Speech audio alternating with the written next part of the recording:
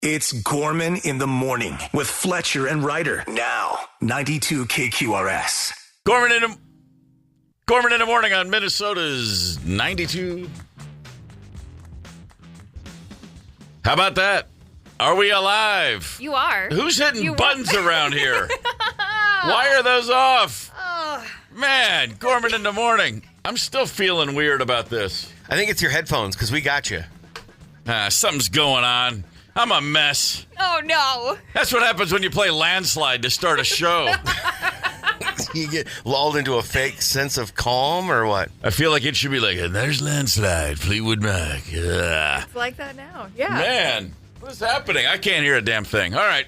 Oh, well, I can, you know what? Got you. Yeah. You guys look great, so let's just get right to it. Let me ask you this. Can you see my lips moving? I can. Okay, good. Beautiful. All right. Hell, I guess I'm feeling Minnesota. Let's get to some headlines. We'll make it so. That's for sure. Hey, you know what? It might be too soon to be thinking back to school already, but it's coming, and it can get expensive. However, Target says it won't raise prices on many back-to-school items this year. The retailer said yesterday in a press release that it'll hold 2024 prices and will also offer discounts to students and teachers. I like that because I have two students. This is all ahead of the company's annual Target Circle Week, which offers deals on school supplies and electronics starting July 6th. So they're kind of forcing you to think about back to school sooner than later. And the retailer also will be launching a new school supplies line featuring value-priced items. Every time somebody says, don't you miss having those young ages? I think about stories like this and go, nah, I'm good. It's just one of those times that you don't, though, right? Yeah. There's so many good times. Federal traffic safety regulators are looking into suspected problems with Tesla's test run of self-driving robotaxis in Texas after videos surfaced showing them braking suddenly or going straight through an intersection from a turning lane. One was even driving down the wrong side of the road. The National Highway Traffic Safety Administration said Tuesday that it has asked Tesla for information about the apparent errors, though many other videos do show robotaxis driving perfectly. Now I guess we just sit back and see what regulators decide. Keep in mind, though, this is crazy because I think we just talked about this yesterday. There are only around 10 in service right now. I don't know if this is like maybe Tesla having a higher profile. I don't remember hearing a thing about Waymo through their test process. I'm sure they had them. Well, no, the difference is Waymo didn't have a bunch of guys strung out on ketamine making decisions. So that's always a problem. Well, there's that. Yeah. Fans are urging AC/DC to hang her up and retire after footage of them looking pretty old and tired during a recent show went viral. Here's a clip of them performing TNT, and at points the crowd seems to be louder than Brian Johnson's voice even.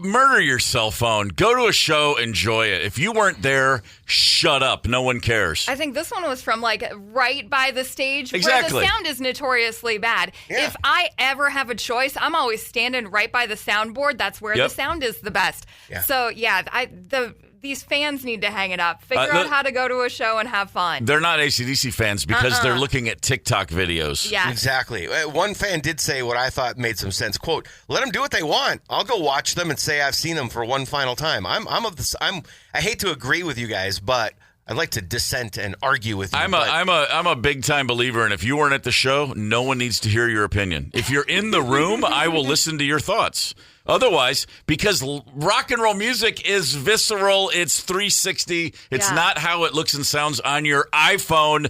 Children! And the other thing, Brian Wilson's 77, Angus is 70. Like, going in, it's not going to be them in their 20s. Like, it's kind of a duh.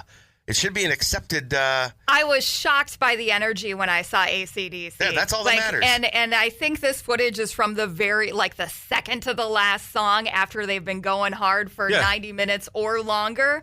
They came out ripping it up. So that's what I was waiting for. Yes. Thank you, Ryder. Good context. I have one long-standing policy. If you weren't at the show, shut up.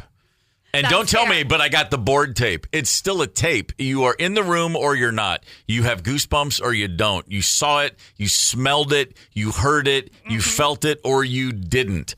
I can't give two rats' asses about people who say, hey, man, that show, this gig, I saw, that's the best gig ever. I'm like, the tape is the best tape ever. If you weren't there, you weren't there. End of story. That's fair. It's been well documented on their show that I'm a huge Beach Boys guy, Brian Wilson guy. I got to see Brian Wilson and the Pet Sounds Orchestra do Pet Sounds in its entirety at the Orpheum in 2019. I don't remember exactly the year. Brian was well into his 70s. Was it Brian in the 60s? No. But you know what? It was still unbelievable. We still got goosebumps. We still got chills. You still had that feeling that you were looking for. Sure. So, yeah, the people that weren't there just need to shut up. Yeah, just ban iPhones. Yeah. Not from concerts, from the planet. Well, let's all just get rid of our phones. We'll all be happier. Minnesota's Department of Natural Resources will soon be tasked with the removal and disposal of abandoned boats. Beginning on August 1st, leaving a boat abandoned for DNR cleanup will be punishable with a misdemeanor. An earlier version of the proposal would have suspended the licenses, such as boating or hunting, as punitive measures for the owner until they were removed. I'm wondering if Sweet Destiny, that boat that was left on Beer Can Island, became kind of a thing. I wonder if that's the inspiration here. It's got to help. It's another straw on the camel's back, if nothing else. Yeah. NATO leaders are expected to agree to ramp up defense spending. When the two-day summit concludes today, countries may commit to spending 5% of their gross domestic product on defense by 2035, up from the current 2% target, which 22 of 32 member countries have met. The commitment responds to a call from President Trump, who has conveyed skepticism about the military alliance's value to the United States. The U.S. is one of NATO's biggest contributors of their collective $3.5 billion budget last year. History's fun. We should all spend more time with it. That's fair. NATO doesn't matter because I don't want to think about the past. Speaking of history, it was on this day in 1993 that Bruce Springsteen performed on a memorable final show for David Letterman on NBC. Perhaps you remember. The departure marked a significant movement in showbiz history, leading to a legal battle over Letterman's talents and gags. And if you don't remember the details of that performance, it had Springsteen up on Paul Schaefer's keyboard rig. Okay. Oh, yeah. I watched it. It was fantastic. That was Letterman's final NBC show. Final NBC before going to CBS. Yeah. Yep. The world's most dangerous band, or whatever they called it, went to the CBS Orchestra. Right. Man, there's no overstating how impactful influential and just absolutely incendiary David Letterman was in the 80s when he first took over late night. He's so good. As an 11th grade kid sitting around on school nights waiting up late to watch that, let me tell you, there was nothing cooler on earth than the original Late Night with David Letterman. Tons of even CBS was outstanding. That was my 20s, like sitting there watching that every night. According to a new study, diehard sports fans aren't just emotionally invested in the action, they're neurologically wired for the game. Researchers found that the brains of superfans light up in unique ways, especially during subtle strategic moments that casual viewers might miss. Even when nothing major is happening, their brains are buzzing with activity in regions tied to personal relevance and evaluations. It seems big-time sports fans are locked into the games in deep and unique ways. How about that? Yeah, no question about it. Noam Chomsky, famous linguist and historian and ne'er-do-well and a gadfly in the side of the American geopolitical system. Brilliant guy. Sure. He was the guy that the White Sox had a ballpark named after, right? Noam Chomsky said many times, he said, for everybody who says the average American's too dumb to pay attention to geopolitics, he says that's not true. Turn on sports talk radio. He goes, everyone's bright as hell when they care about the subject. Right. And he had a long, very famous thing where he said, turn on any sports talk show, the level, the amount of information that's retained, the level of insight into strategy. He said, it's just simply a matter of we got to do better reminding people that, hey, you can pay attention to other things too. But yeah, sports fans, trust me, it's a lion's den down there, baby. I've heard some real duds on sports talk radio too. Sure. Some real morons have called in as well. So Oh, I don't well, know my if I'm gosh, 100% on board with Noam's. I'm just saying it's. Analysis. I don't think he's saying it's he's not saying everybody, but he's saying if you just think the average guy in the street who doesn't have a lot of going on upstairs, no, please just tune it in sometimes. Yeah, I take his point. Yes, it doesn't qualify somebody as a genius. It just.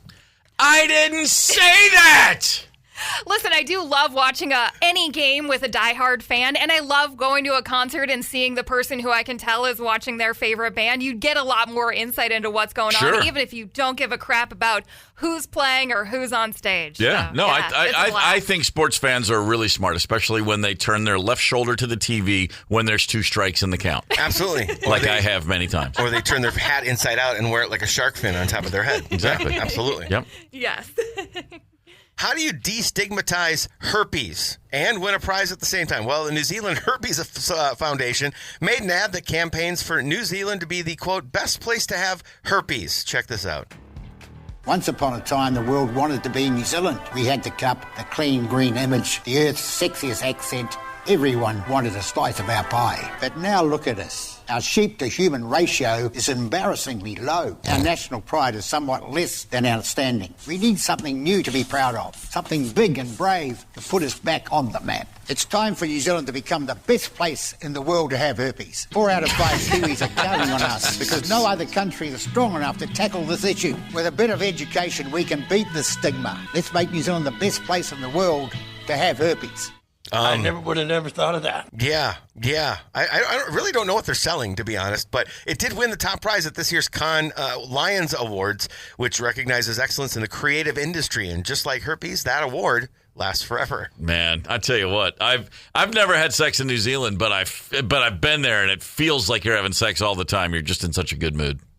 It's heaven on earth. I love that place. Doubt. Well, New Zealand's the best place in the world to do anything. As opposed to Australia, which is the worst place in the world to do anything. So they've always got that over the Aussies. Well, and they'll probably carry that one like a torch. Coming to Australia, mate, best place in the world to get a knuckle sandwich while a dingo chews your foot off. I mean, it's just New Zealand over everybody. Yeah. Long-time winners. All right, let's talk sports really quickly. The Minnesota Lynx dropped to 12-2. Come on. Alana Smith scored a career-high 26. Jessica Shepard scored 12 with 15 rebounds and 4 assists, but it wasn't enough. The defense shockingly fell apart last night. They had a 20-6 lead, and things just fell apart. Listen, Nafisha Collier, get well soon. That's all that comes down to. Yeah, and it's still 12-2. I know, but hey, it's a slippery slope, man. We saw the Twins rattle off a big win streak and fall apart. Oh, the Twins? Yeah, that's right. They rallied from a 5-run deficit last night against the Seattle Mariners, got momentum for the first time in about a month, and then Duran came in on the bullpen and blew the game again. He hit 2 batters in the 9th. Oh, jeez. That's not the bullpen's job. No. With a lead. They went ahead and lost. They lost 6-5. They've lost 11 of 12. 6 straight home games. Longest home losing streak in 9 years, by the way. Yucktown.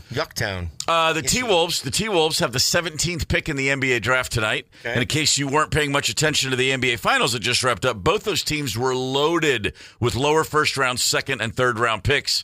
The NBA is very much, because of the latest collective bargaining agreement, it's no longer about dynasties. It's like NFL. It's like parity.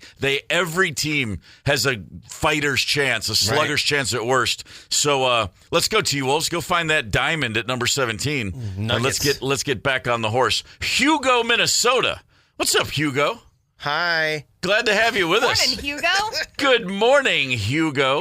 Yeah, they incorporated in 1906.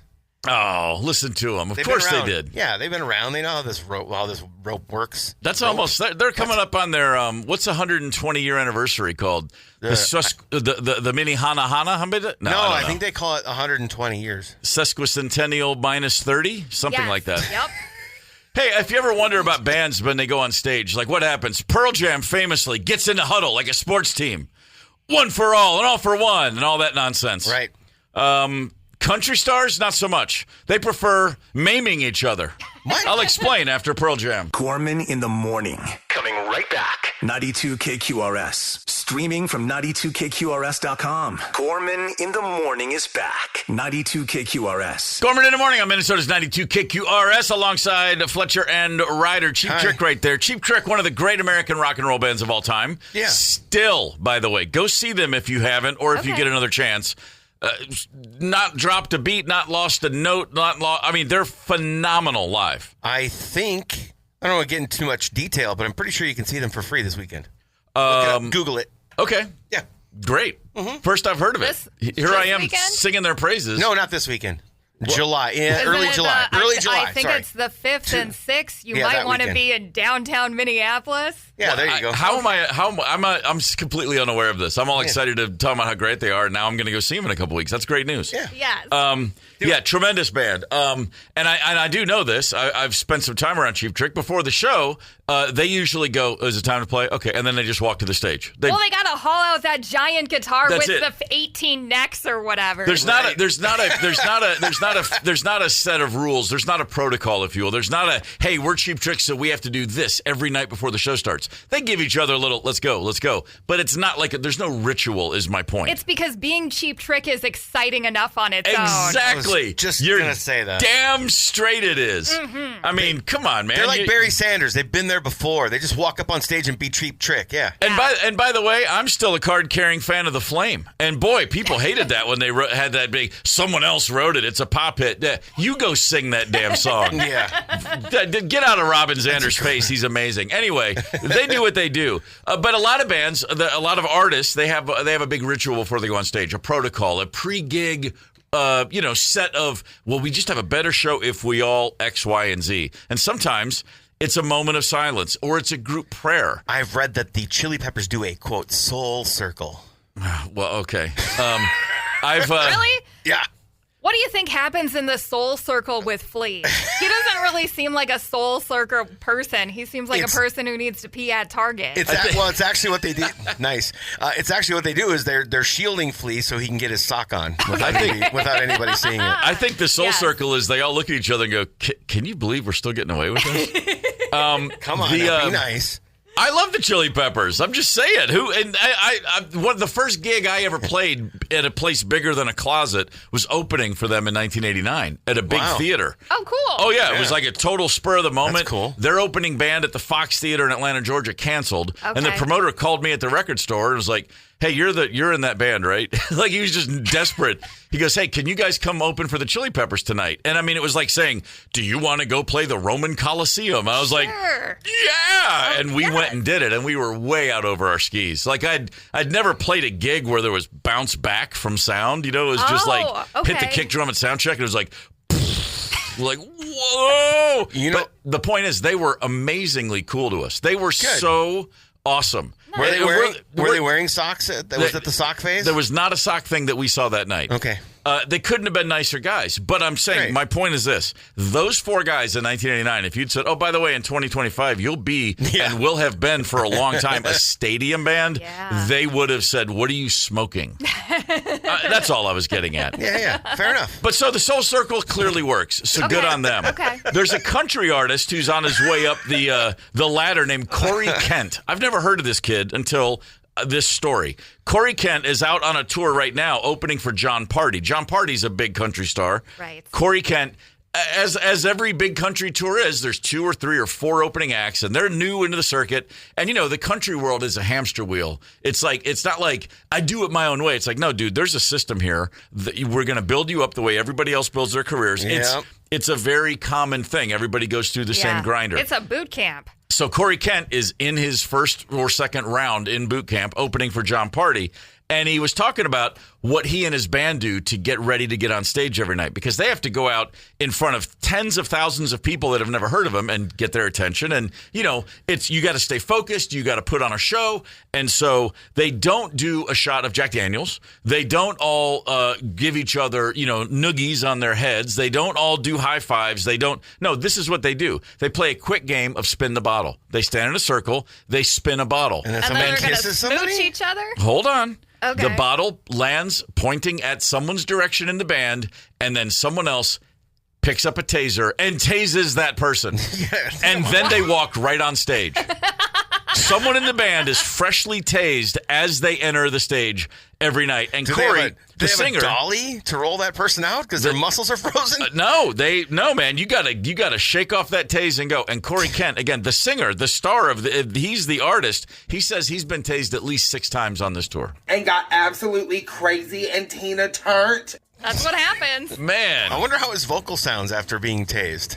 I just think that if it's not enough to get up on stage and try to entertain the people. What happened to you where you still I need that extra edge, man? Hey, man, I just wrote a new song.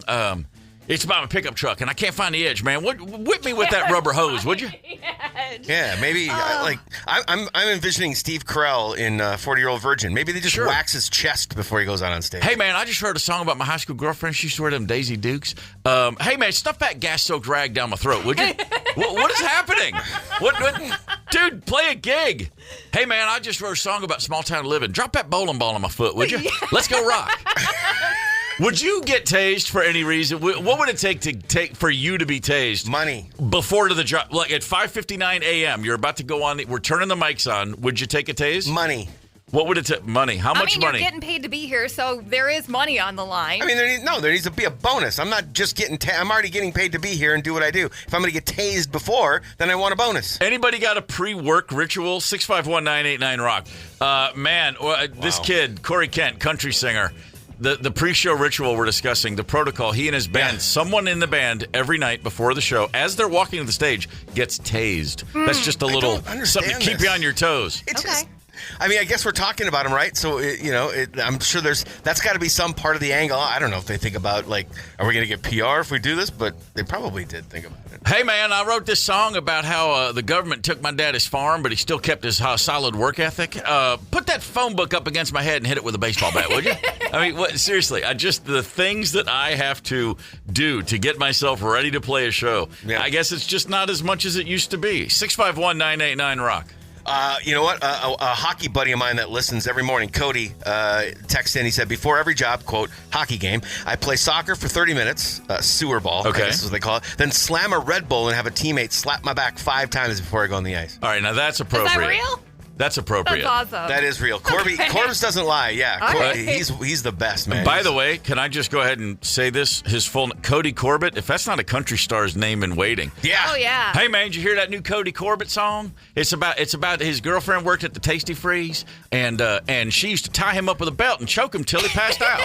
Anyway, let's go rock. I hope I don't piss him off too much, but if you looked at his face and his haircut and his mustache, you'd say, yeah, that's a country star right there. Yeah. Oh man, call a record label, get this guy a deal. That's all it takes. That's all it takes in that country machine. All you got to do is have a look and have a plan, and they'll put you through the hamster wheel. Man, if you got the right name, if you got the look, and you're just thrilled not to be pulling tobacco, if you got that agrarian work ethic, man, get out there, get to it. He's got a ton of personality too. I think life after hockey, man. Let's go. Yeah, sure.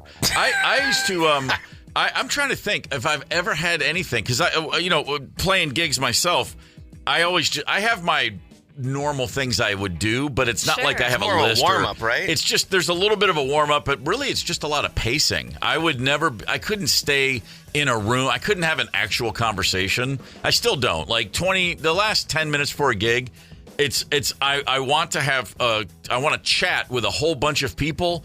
It's not like you can sit down and go, so, hey, man, how's your mom doing? Sure. And it's funny because a lot of times people backstage think that's a great time to have a chat. And it's like, no, I'm bouncing around and I don't remember a thing we said because I'm already out there. I just got to go through the whatever my little neurotic tics are. I don't think that's neurotic, though. I think you're a professional and your head is getting in the game, man. It's just what it is. Yeah, and the pacing is your pent-up energy. You're ready to go, My buddy Darius Rucker, speaking of country stars, his band Hootie and the Blowfish, they still tour like every 4 or 5 years. They'll go out and do a thing, but for years they were road dogs long before they were famous. I mean, for 6 or 7 years they were pounding the clubs, 250 shows a year, and then they huge in the 90s and then huge, and Darius now is a country star and he has carried this thing over. Here's the thing: if you go see Hootie and the Blowfish or a Darius gig, backstage before every show, there's dozens of people. There's friends, there's family, there's record company executives, there's promoter people. They have a big, hey, everybody's welcome. Okay. And there is a very large, like the size of a ping pong table at least, table just covered in shots. And if you're backstage, you have to have a shot before the show starts. Uh-oh. And it's a cool ritual. It's kind of cool. And they have this is Jack, this is cinnamon whiskey. They have options. Here's some Jamesons, whatever you're looking for. Give me the cinnamon whiskey. But if you don't pick one up, I mean, there'll be like 50, 70 people and they're all, okay, time for shots. And anybody that doesn't have one, they'll just stop. And it's like, oh man. And I've gone to see them at times when I'm completely on the wagon, and I'll take that shot right over the shoulder with it. Bang. And, of course, someone sees it, and I'm like, look, get off my back. Yeah. Come on, look how old I am. Leave me alone. Look how old. Still the peer pressure. The peer pressure is endless. I like this one. Chris in Bloomington says, every day before I start work, I sit in the parking lot in my truck, drink the last of my coffee, and reassess all my life choices that brought me here. I feel you, Chris. Hey, listen, we have a great time on this show, but you can't tell me that all of us, at least once a week at 4:17 a.m., don't go, wait, what happened? How did I get here? Yeah. And then you go, oh, yeah, I chose this. Our pre-show rituals are very exciting. We're very quiet, and we're reading and typing. That's exactly how that works. It's incredibly crazy. The New York Mets, just signed a new pitcher. His name is Dickie Lovelady. Man, you can't make that up. Come on, Dickie Lovelady. That is what is it? It's an Austin Powers villain, you might think? Or just a character, a side character, I guess. Yeah, you could see him partnered up with a Bond girl, too. Oh, I like that, yeah. I'm pretty sure the Twins had Dickie Lovelady once upon a time. The Twins had a Dickie Lovelady? Had him same once guy? upon a time. Yeah. Good to know. I missed the Lovelady era for Minnesota Twins baseball. That's pretty strong, though. That would have been a good hotel name back in the day. Yeah, it would have. I think you might have had to trek over to St. Paul to see him. I think it was a minor league deal. All right. Why doesn't he just go by Richie or Richard or some name that's not Dickie? I don't think it's his. Choosing this? He doesn't have a choice anymore. The minute it gets out, it's done. He said he wants it. Because his name is Richard, but he says he prefers to go by Dickie. Well, there's not, and by the way, there's not a beat writer in New York City who's going to allow Richard to enter this equation. I mean, come on, stop it. I mean, they would go swinging Dick Lovelady before Richard. Make no mistake about it. As much trouble as the Twins are having in the bullpen, they signed him on April 8th to a minor league deal. He had 19 appearances with the Saints. How do you let Dickie Lovelady go? I don't know, but you know what? It truly, I mean, right off the top of my head, I was like, good all-time baseball name, but nowhere near the top of the list. And I'll just start at my apex as far as great names go. There's a few, and then, well, I mean, obviously there's Dick Pole, former Cub. Okay.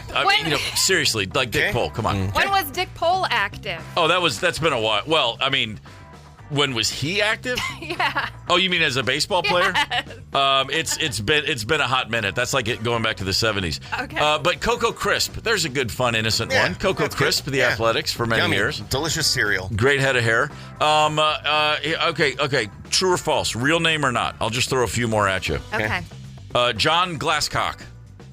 That's not real. That has to be. Absolutely real. Yeah, really? Real, yeah. That's going back to the 1890s, but Where still. would the Glasscock family have come from? I can't really imagine where they came from. I have a feeling they retired the surname eventually. This is I'm just going to go ahead and spell this one, and I'll tell you, a former Minnesota Twin, Kunts, Rusty Kuntz. Rusty, buddy. That's a tough blow. I know it's Kuntz probably, but still. That's a tough one. How about this? Real or not? Razor Shines. I'm going to say yes. Oh, yeah. Also a member of the New York Mets organization once upon a time. There you go. Wow. Bud Weiser. No. Absolutely true. Come on. Absolutely true. Philadelphia Phillies back in the day. The Phillies have had some good ones. Have you guys heard of Steve Schartz? Oh, sure. Steve Schartz, drafted by the Phillies in 85, and I think this is a real sports tragedy that he never made it to the majors. Imagine the jersey sales. Tony Suck. No. Yeah, absolutely real. What? Another surname retired for the ages at some point. You can change your name. Legally, you can. And I know someone out there is going, no, they would have pronounced it Souk. No, they wouldn't have. Not in America. Not in baseball. You know that the Twins had an all-time great name in the mid-2000s, if I remember correctly. Boof Bonzer. That's a classic. Boof Bonzer, sure. Remember Boof? He had a pot belly like mine, and he was like kind of the last of the, not super fit ball players. Real name or not? Urban Shocker. Yes. Oh, yeah. It has to be. Okay. Yeah. Where would you find an urban shocker? That's the St. Louis Browns back in the 1920s. The St. Louis Browns? Cannonball Titcomb. Come on. I'll just tell you, he's a real guy. Really? Yeah, I'll give you one more. Yes or no? Let me think. Johnny Dickshot. No, you made that up, didn't you? I wish I made that up. Really? That's it. But boy, let me tell you something. If I were aware of Johnny Dickshot as a baseball player back in the day, that would have 100% been a hotel name. I would have never changed it. No. That's what hotel names are for. Names like Johnny Dickshot. And Rosemary would have divorced you. She would have. Let me give you guys one. Yes or no, real or not? Fair hooker. Oh, sure. Yeah, that sounds real. I don't know. Hooker. How do you spell Hardly unfair? knew her. Yeah. F-A-I-R. F-A-I-R, sure. Fair hooker. Wide Gotta be. receiver for the Cleveland Browns back in the 60s and 70s. That makes perfect sense. Fair hooker. Hey, we got a cruise coming up at the end of July, scheduled to take off from Stillwater on Friday, July 25th. Rock the 80s cruise. Yeah. Hell yeah. Come on, rock the 80s with love. We're going to have a good time. They'll play some 90s stuff too, you said? They'll sneak in a 90s song here and there. Okay. It's a good time, if memory serves. This will be my third Rock the 80s cruise. I've thoroughly enjoyed numbers 1 and 2. Yeah, people tend to dress up for the 80s one. They do. So, yeah, you can go any way with this. I saw a couple of characters from Stranger Things last year. So, yeah, if you want to rock a Ghostbusters uniform, freaking go for it. I like it. Yes. Any number of John Hughes characters, just work it all in there. You can go as Ferris, you can go as Cameron, you can go as... Get Bender in the trench coat there and you the go. sunglasses. Yeah, in late July, yeah. You know, rock a little Pretty in Pink, the girl with the gloves who carries drumsticks around all the time. I can't remember. You know, it's all... There's the You girl lost me drummer there. in one of those movies, and she's got the little spiky hair and the gloves, the fingerless gloves. All right. She's cool drummer girl. I'm going to need to borrow drumsticks, but I will work on that out. I think she was in love with Andrew McCarthy. It's all... The 80s were a blur. I think I'll go as Chunk from the Goonies. That'll work. That would work great for me. Yeah, I was out in Oregon last summer and went and saw a plaque. It was like one of the scenes from the Goonies shot here on the Oregon coast. Nice. And I was like, oh yeah, I don't remember anything about the Goonies, but I was there. God, and I for love the that people movie. who remember, by the way, the Scottish band, the Fratellis, named from that movie. Yep. Great band. They are. Oh my God! Very fun. Talk They're about not- a guy that can write a tune that nobody cares about. We don't love them in these parts so much because they Man. do that Blackhawks goal song, and we're not real They're- fond of the Blackhawks. But the Fratellis are for real. They're a real band. So we're gonna give away tickets, or we're gonna try to give away tickets to the Rock in the 80s cruise. Good luck. We got a game called Beat the Jock, and so we need you to phone in right now if you want to compete. 651-989-ROCK. You will then choose your weapon or choose your competitor. You will compete against Adversary. either Fletcher or myself. And just based on how this has shook out, the listeners are doing really well on this. Yes, and they you are. guys are doing not so hot, so I'm very confident we are going to give away these tickets. Are the listeners doing well, or do we just suck? That's really the question. I just want to say thank you for the boat of confidence. I feel very good now going into this. The boat of confidence? Yeah. Vote. 651-989-ROCK. We are ready to play Beat the Jock. We got boat cruise, Rockin' the 80s boat cruise tickets to give away. Mm-hmm. And we got a few callers locked and loaded. We'll see who can claim these tickets. First up, we have Leif from Minneapolis. Good morning, Leif. Good morning. You get a choice. Are you going to compete against myself or Fletcher? Let's go with Fletcher. All right, Fletcher. Headphones off, bro. Relieve yourself of his headphones are slammed on the table. I'm not happy. Wow, not happy at all. All right, Leif, Ryder's going to give you your category, and she'll explain what happens next. Okay, so you've got 20 seconds. Leif, we're going to need you to name as many current or former SNL cast members as you can. Ready, set, go. Norm Macdonald, Kenan Thompson, Will Ferrell, Aykroyd, Dan Aykroyd, John Belushi, Chris Farley, Bill Murray, Chevy Chase, Sandler, Spade, Rob Schneider, Cicely Strong. Wow. I didn't know who Tina Thompson was, though. Keenan. Oh, Keenan. Oh, well, that's a real one. Yeah, I got 12. You're kidding. Come on. I got 12, too. 12. Yep. Leif coming in strong off the top rope. Awesome. All right. Leif, hang on and don't say anything because we don't want to accidentally give away any of your answers. I am going to say, Keenan Thompson's unavailable to you, Paul Fletcher. You can't use that because we just tipped our hand on an answer. We did. I don't even know what the topic is. The topic is current or former SNL cast members. Okay. Ready, set, go. Bill Murray, Chevy Chase, Adam Sandler, Chris Farley. God. 13 seconds. I'm totally blanking right now. It's killing me. I see all kinds of faces.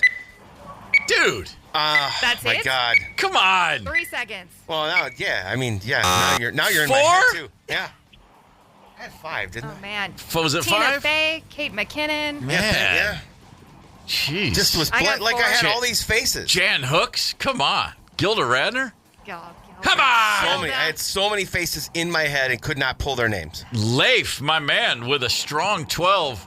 More than enough to bring home the bacon. Congratulations. You got tickets to the cruise, brother. I'm so sick of this Thanks game. a lot. Yeah, Leif, hang on. You got it, man. Good for him. 50 years and you could only get 4 names. Come on, man. I'm disappointed. I mean, I'll be honest. I'm disappointed myself. I'm being picked on at this point. Then you should have described them at least. You know, sure. You know, the guy who does that thing with the thing. Anything. Yeah. Who's the dude? Like, there's all these. There's like the Sandler disciples. I could have pulled from them alone, and I can't pull any of their names. The Sandler disciples. Yeah, they're all in his movies. What do you mean? Yeah, they're disciples. I think they were just friends. I think they're called the Friends. They're friends, whatever. And he just wanted to hang out with his buddy. Yeah, I think that's more like what it is. Okay, well, I mean, he's the big star, and they're the guys that get to ride the coattails, so they're disciples. Whatever. I don't know, man. I hate this game. You're just digging a hole deeper. That's all there is to it. All right, Whatever. so yeah, it's fine. I'm not happy. You know what? We'll let you make it up.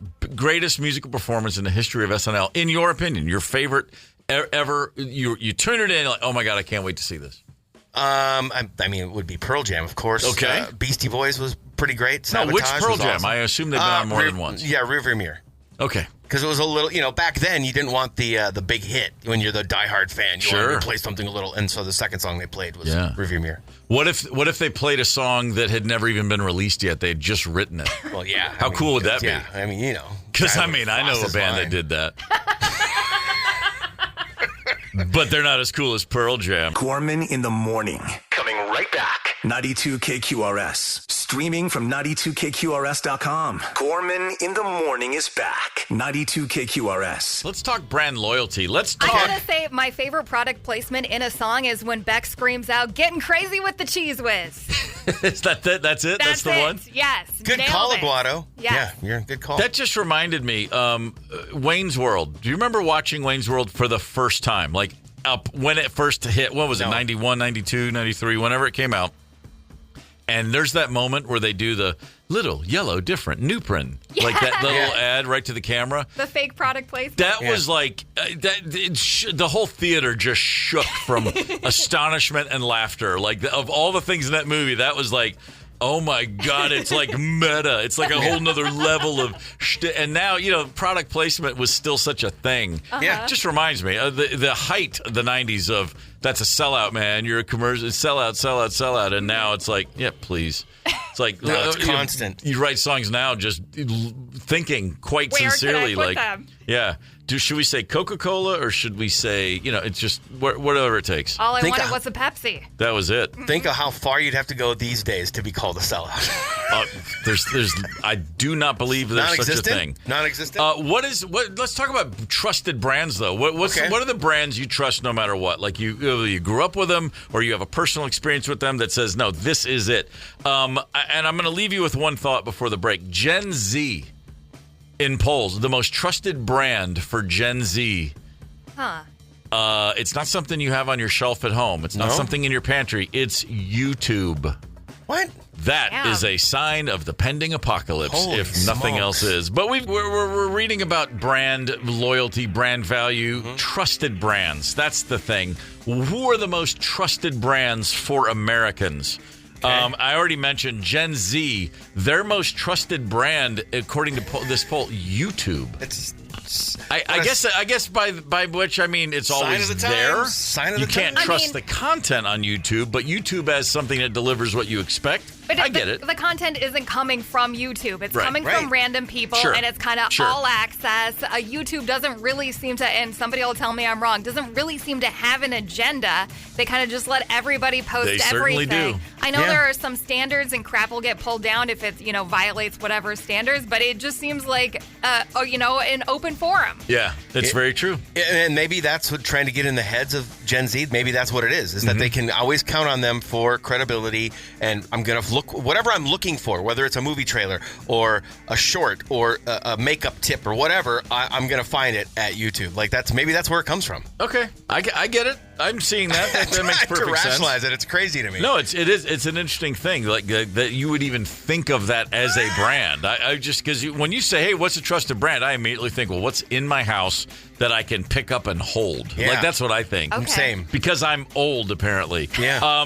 So that's Gen Z. Millennials, not far behind Gen Z. Their most trusted brand, Google, followed by PayPal and YouTube. It's like, wow, okay, that's just a different thing. But the line comes at Gen X. That's clearly where that line of where we think about tech versus. Very guilty of trusting the Googles. Yeah, Like, sure. You know, don't know something, Google it, and then I just assume that it's true, even though it's coming from a ton of different places. In fact, Very we all true. probably have way more brand loyalty to Google than we even realize. Oh, for You sure. know what I mean? You just go do it. You just do it. You don't even think about it. I mean, it's not like I was ever going to really jump ship and go to Bing. I mean, let's not kid ourselves. That would be asinine. Yeah. Jeez. But how about this? Gen X, this is where it all comes back home. Now I'm feeling home.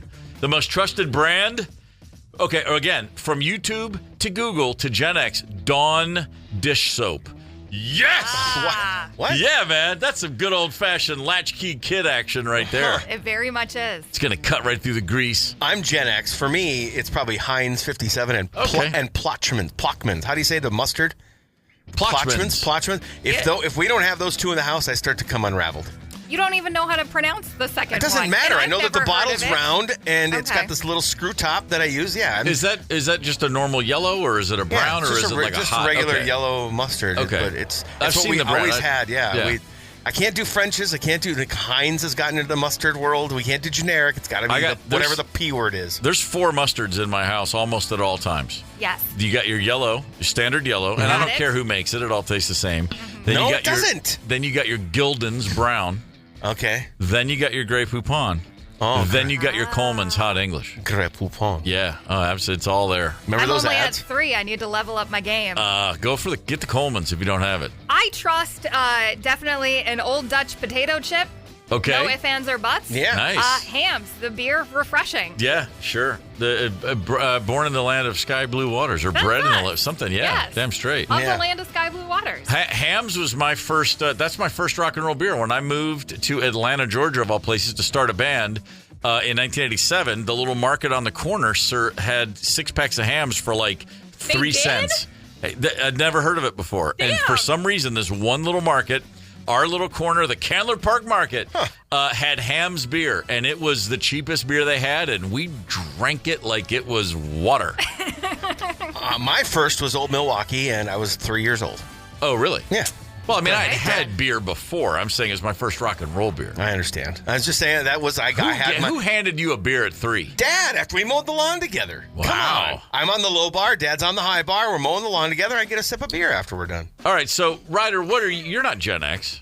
No, I'm technically a millennial. Technically a millennial. Okay, so there's some other ones on here you might do. The U.S. Postal Service. The millennials trust the USPS. What? I mean, A sign of confidence I have now in millennials, because I also am a big fan of the USPS. I heard too many horror stories from Dad, a former postal worker. Sure, but sure. I would say most millennials, yes. Yeah. Yeah. I get my what's the word? My cockles on a hunch. I don't know. One of those You put your dukes up. I get pissed off when people talk about, but it's not making any money. It's not supposed to make money. Yeah. It's a federal service. It delivers the mail for man. next to nothing. Yeah. Don't get me started.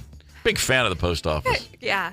Also, millennials, Lysol, Yes. Okay. Visa, I guess the credit card. Sure. Sure. Hershey's. Oh. And then I yeah. like this one. This is one that only the millennials are into. The Weather Channel. Hell yeah. Get on it. I like that. I mean, I go local for like when I need to see my weather porn. I'm looking at the local stuff now that they Right. got all the apps. But yeah, I can definitely see a weather channel. All right, I'm a big fan of that. I was a broadcasting major in college in the early '80s and mid '80s, and there was a kid at my school who said there was one of the students had this brilliant idea that he was going to have a 24-hour cable channel just for the weather, and he said, "I'm going to call it the Weather Channel," and we laughed and laughed and laughed.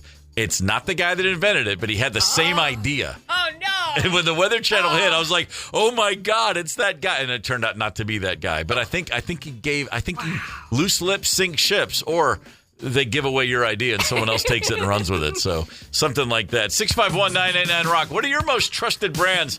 I'm going to give you the boomer list after the break. And, this one really just warms my heart. There are a couple of doozies. My black and jaded heart warmed by boomers brand loyalty. After Tom Petty. Gen Z, their most trusted brand is YouTube. Millennials, most trusted brand, Google. Lord help us. Gen X, most trusted brand, Dawn dish soap. That's right, baby. Yeah. You know what, though? I love us some Dawn. I will say that millennials aren't completely lost. Dawn dish soap is there, and they've got Hershey's as well, so they're not, they're not a completely lost generation. All right, fair enough. But boomers, this is where the rubber meets the road, man. Boomers been around longer than all of us. Is it WD-40? Ooh, no, but I'm a big fan myself. Old people spray that on their joints. Hell yeah, they do. They light up quicker that way.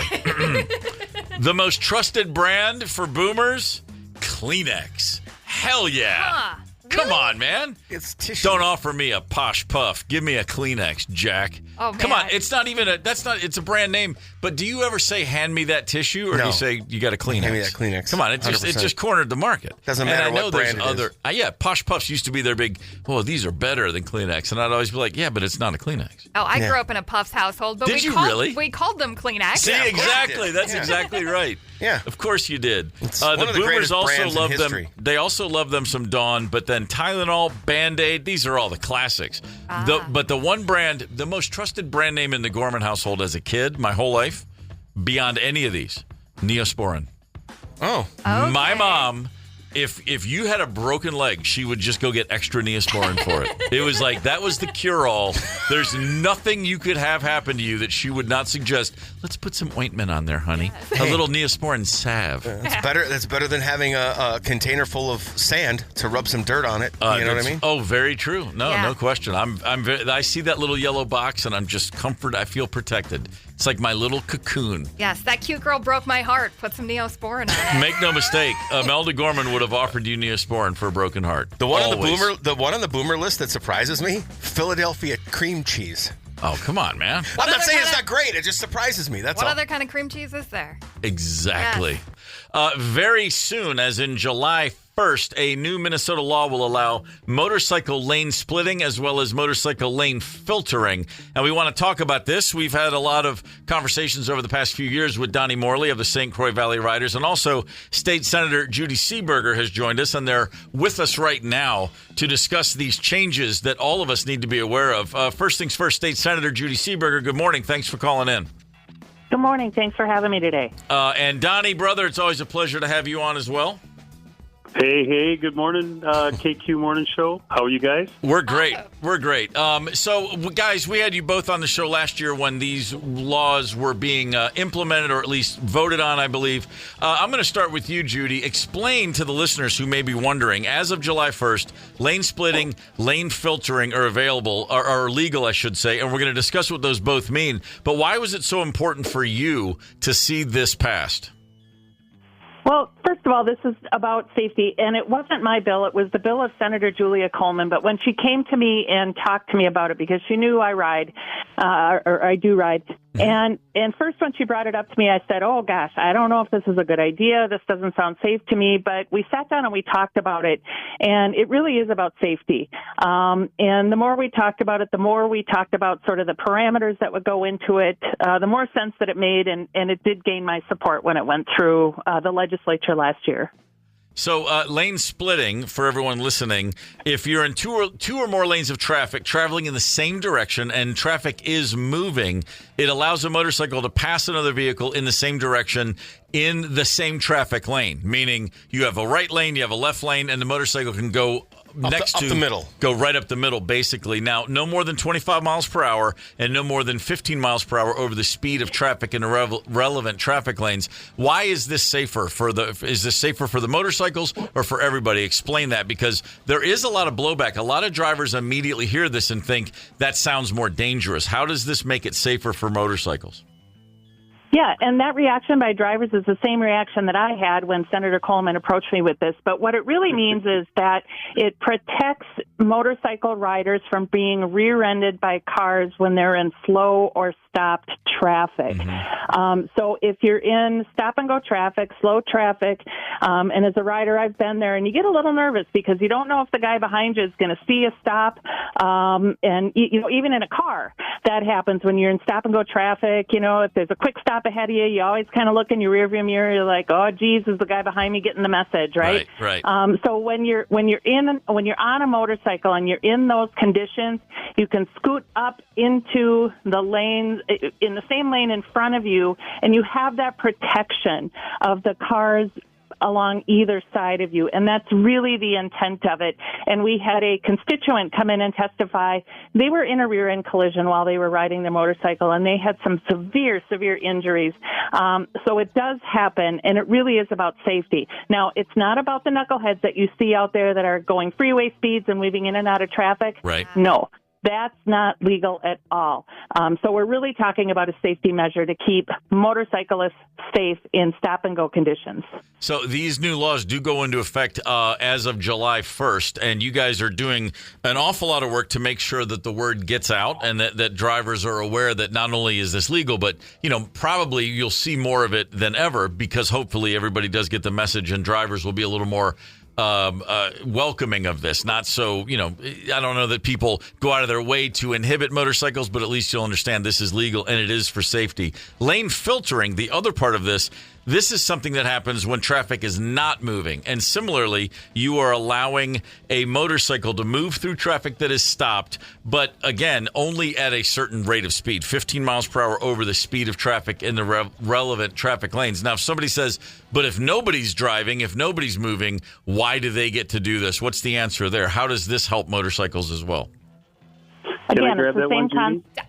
Yeah, it's the same concept. So if you're in a long line of traffic that's stopped, you'd still have that risk of being rear-ended or somebody changing a lane into you. Motorcycles are invisible. When we're out there riding, I always assume I'm invisible and everybody's aiming for me. So when you're in a stopped line of traffic, it allows motorcycles to scoot to the front and start from that stoplight or stop sign sooner. We get up to speed a little bit faster. We get out of that situation. It's not about a race. It's not about proving that we're faster than anybody else. It's about us getting out of a situation that's unsafe and getting back onto the open road and in a place where we're not at risk of being rear-ended or someone changing lanes into the side of us or something like that. State Senator Judy Seeberger is with us on Gorman in the Morning. And I imagine it's really nice to get a bill like this where you're going to get support from both sides of the aisle and you don't have to have too many arguments. It's one of those, hey, we can all agree that motorcycle safety is a good thing. Absolutely, 100%. Donnie Moerhle, St. Croix Valley Riders, is with us as well. Donnie, this has got to be something that your group and so many groups around the state are feeling really good about. We are feeling good. We're a little apprehensive. The public awareness campaign didn't launch as it was supposed to. So, of course, I'm not afraid to send you an email, Steve, and ask for time on your morning show. And thank you so much for granting that to us today. Yep. Something to just kind of support the safety of a motorcycle from getting rear-ended. Now, I don't have specific statistics, but I do have gross numbers. From 2018 to 2022, there were 32,000 distracted driver rear-end related accidents. That's 1 in every 11 of all crashes in the state of Minnesota.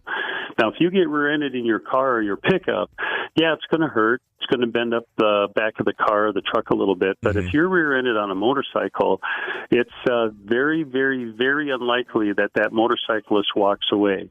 So the filtering aspect of this bill, and thank you for explaining the differences, Steve, the filtering aspect is really what I want to encourage motorcyclists to start with, because we're going to have to train the motorists, the public out there, and we're going to have to be very cautious about utilizing these maneuvers. A lot of people are not going to be aware of what you're doing and what's going on. They're not going to be aware that it's a new law. And for motorcyclists as well, if you're not sure of the law, remember, you're not going faster than 25 miles an hour. This isn't so you can catch wind on the freeway like Senator Seeberger was explaining.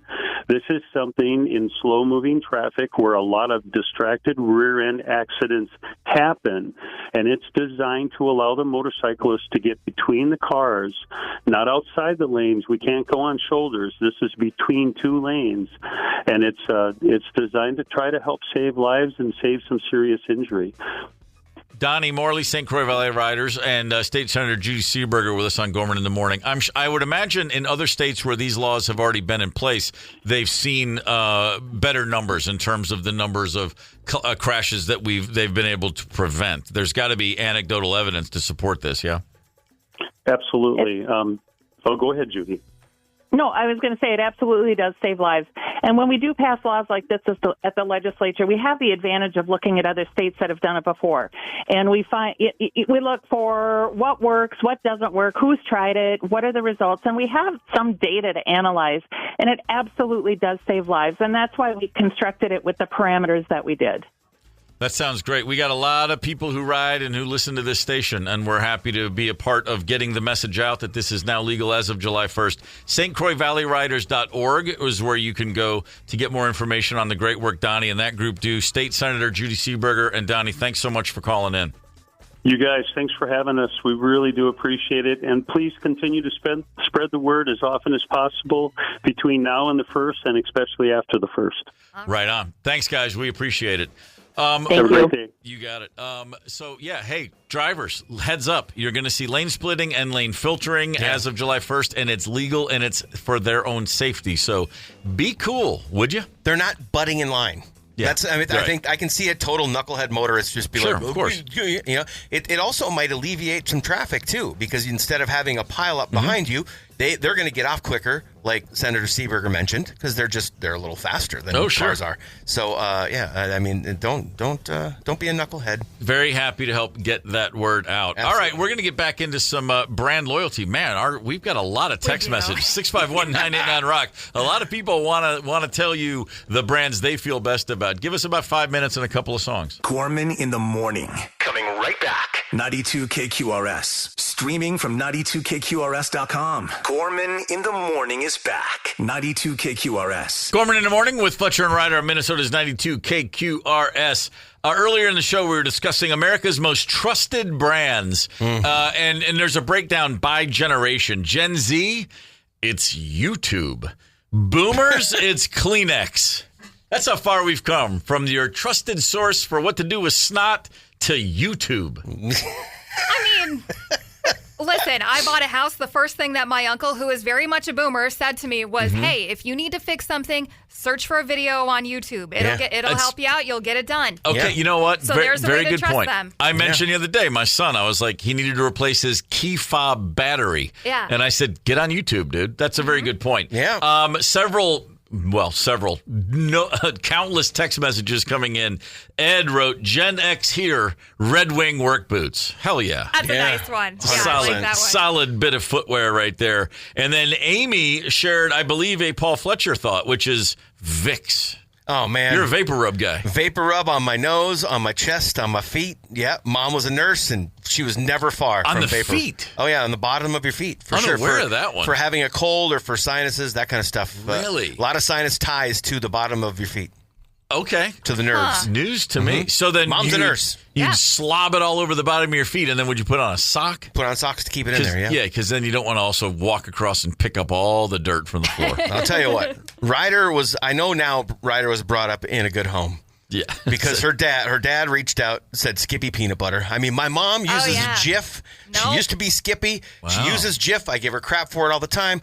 We've tried generic. Okay. There's no messing around. Skippy is where it's at. Ryder's dad, you're so right. Yeah, it was always Skippy in the house. That was the one thing we didn't have generic brand stuff of was food. And I think it was like a point of pride for the parents is we're getting name brand food you're putting in your body. Saddest day of my childhood was when my mom discovered something called the Pop Shop.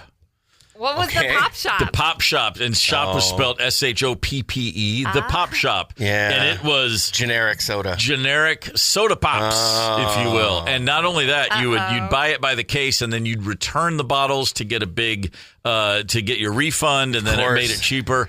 And it was. She was like, honey, it tastes just like Coca-Cola. And it was like, no, you couldn't imagine how much it didn't taste like Coca-Cola. And then even like the orange soda, it was like, it's not as good as Fanta or Faygo or any of those. Oh, man, Pop Shop was just brutal. That's tough go for you. I feel for you. Orange Crush, that was my childhood with Grandpa. Sure. Oh, my God, the Orange Crush. One more from John, who texted in. Another big brand in the Gorman household as a kid. I said Neosporin was number one. Number two, right behind it, was, of course, St. Joseph Children's Aspirin. Oh, man, don't kid yourself. We got one here. This one, I'll tell you what, this is, talk about having a stance. Jet Puff Marshmallows. I don't even know why they bother to make generic brands. Okay. I'm not that loyal to a marshmallow. But if I'm not going to argue it. Yeah. If 717 says it, then so be it. I'll pop for the Jet Puffs. Get after it. Just learned a valuable lesson. Don't mess with the Pop Shop. The Pop Shop Mafia will come in on the text line. Wow. Back off, Gorman.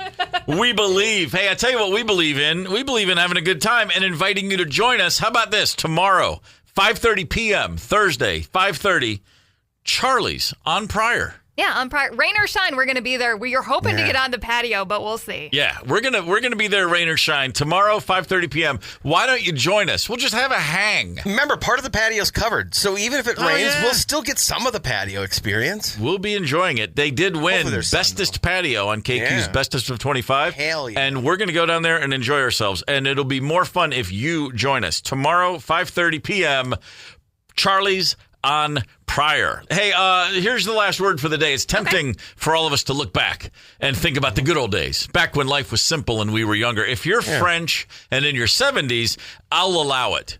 Because until 1956, it was very common for French students in public schools to be served wine at lunch. What?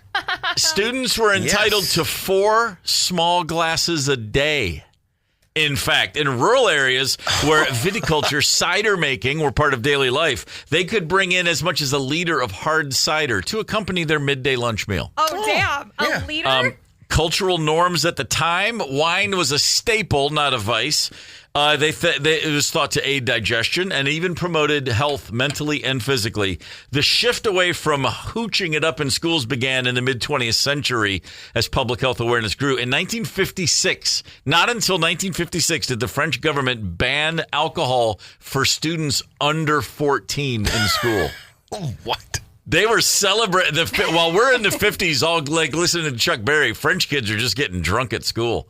So yeah, if you're French and in your 70s, I'll allow the good old days to look back on. There's your last word for the day. Wow. Tomorrow on this show, Trevor Anderson, a comedian, very funny fellow, is going to join us. He'll be in studio, and we will play alongside Trevor Anderson a little game we call Rank You Very Much. I look forward to that. Fletcher, what's coming up now? I'm going to unearth a couple of songs I haven't played in a bit in the 10 o'clock hour. Then I got Commercial Freedom just before noon and Boat Cruise passes again. Well, all right, everybody. Stop your bitch and keep it right here on Minnesota's 92 KQRS. Gorman in the Morning is also Gorman on the go. Get the 92 KQRS app and stream live or catch the Gorman in the Morning podcast anytime. 92 KQRS.